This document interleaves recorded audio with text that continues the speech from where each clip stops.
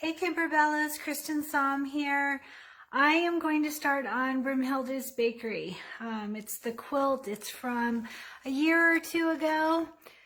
This is it here. So hoping those that have it want to do it and will join in the fun of a group project together.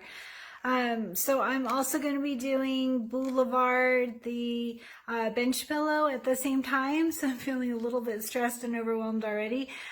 So just know that I'm going to do my best to do both projects and to do as much tutorials as I can. But I also am hoping to finish them both before Halloween, if at all possible. I did a little looking through the instruction guide today and made some notes on how many blocks there are, how many steps and all that. And there's basically 38 or 39 blocks and steps, counting like the borders and the binding and all of that. And there's, what was it? I think 41 days until Halloween. So it does seem doable. I'm just going to do my best and hopefully you can join in the fun. So you will need the CD to get started and the embellishment kit. I'm also using the thread kit. And then for fabrics, I have most of them, I think, but not all of them. I noticed this morning I don't even have the very first one, the black dots with the gray, or black fabric with gray dots, and I can't find it anywhere, so I'm assuming it's not made anymore. So I'm just going to pull from my stash for the fabrics that I don't have, because this is an older project, and so I'm just gonna use what I have, and feel free to do the same. So one thing I want to ask is, I will, like I said, do my best to post tutorials, follow along, all of that. But if you see someone asking a question and you know the answer, or you can point them to a link, help me out. I can't keep on top of all of the questions. I'm doing my very best, but it can feel overwhelming. Like I can sit there and work on the computer all day answering questions and copying and pasting stuff that I've already typed out, or I can stitch. So I think you guys want me stitching because that's what makes it fun. So help me out. If you see questions that you can help someone answer, please do that. So I'm going to go ahead and start Broomhilda today, and I'm going to start Boulevard tomorrow because my fabric is supposed to come tomorrow for that. Again, use Kimberbell fabric, use what you have available. I know that the gray linen was hard to find, but there's a cream linen that is a great alternative, or a great like gray, regular gray fabric, whatever. Use what you have, and let's just have fun. I'm pretty excited to be working on fall projects. Tomorrow's the first day of fall, so it's perfect timing. Here we go.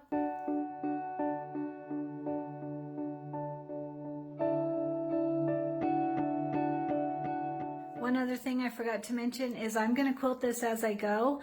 It's optional. You have the option of doing a long arm quilter after the fact, or whatever works for you, but I am going to quilt each block as I go, and I'll show you how to do that. I'm going to use the Kimberbell quilting on all of them, so if you don't already have those, go to mykimberbell.com and find the Halloween quilting blocks that they've made for us, Halloween quilting designs that they've made for us for each of these blocks. And oh, it's going to be fun. I'm pretty excited. Let's go.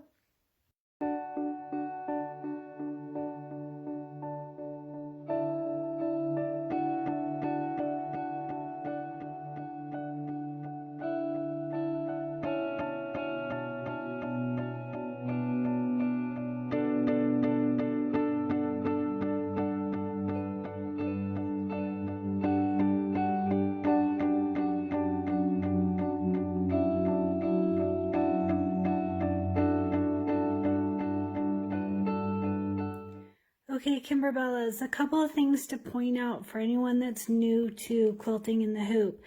Notice our background fabric on each of our pumpkin blocks is 6.5 by 6.5. So that's what we cut our block to, our main fabric. All right, and for my main fabric, I always put SF101 or fusible mesh stabilizer onto the back of it. I think that's really important to ward off puckers. And whenever I quilt, I use batting. So main fabric, 6.5 by 6.5, just like it says in the directions. But to determine our quilting, this is the important thing here. See right here, it says square finished blocks to 4.5 by 4.5. That's how we determine the size of our quilting. Okay, so you don't go and get a 6.5 by 6.5 quilting design for our main fabric, because then you're just going to cut all of it away anyway. All right, we want it to be 4.5 by 4.5. Really, we want it 4 by 4 so that we have our seam allowance. All right, so I'm going to show you, just like we did in Love Notes, how to do all the batting steps and placement for the fabric and all that, but I wanted to just discuss how you determine what size, and it's all based on that final cut size, 4.5. So hopefully that makes sense. When you're choosing your quilting designs, make sure that it's the same as your cut size. And when I say same as, it's 4.5, but it's really not. It's 4 by 4 because we want our seam allowance clear. So another thing to mention is that you can merge the two designs together like I did on this block, or you can do your quilting and then do your applique on top separate. It doesn't matter at all. The outcome is exactly the same. So if you're if you don't have embroidery software to merge the two, just do them separately. It's totally fine. So this is a nice small one. It's the final cut size is 4.5 by 4.5. So I'm just using my 5 by 7 hoop. If you only have a 4 by 4 hoop, I don't think you can do this quilt, but if you were, you would have to take out the steps that make it the quilting larger, and that's easy to do. We talked about that on several videos, but most of you should have a 5 by 7 hoop or larger for this project anyway. So we're going to go ahead and get started.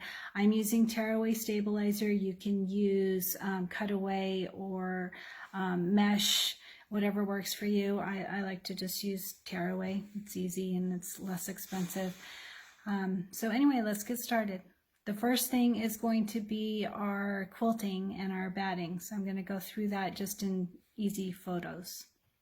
One more thing is there's been a lot of questions about why the spider webs go off into the batting is what it looks like, but it doesn't. It's just like the plaid, and I think the orange peel did. There's several designs by Kimberbell that it does not go into the batting, but it does go off the edge, and the reason is for a seamless look. After you put those after you put these blocks together, see, we're going to sew this part into our seam anyway, and from this part, let me try and do this with my fingers here.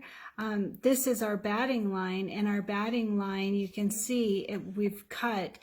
Our main fabric is out here, but our batting is in here. So this is not going into our batting. It's just going off of the edge, which is our main fabric. It doesn't matter. It makes it super easy to stitch. There's no batting in our seams. I hope that makes sense.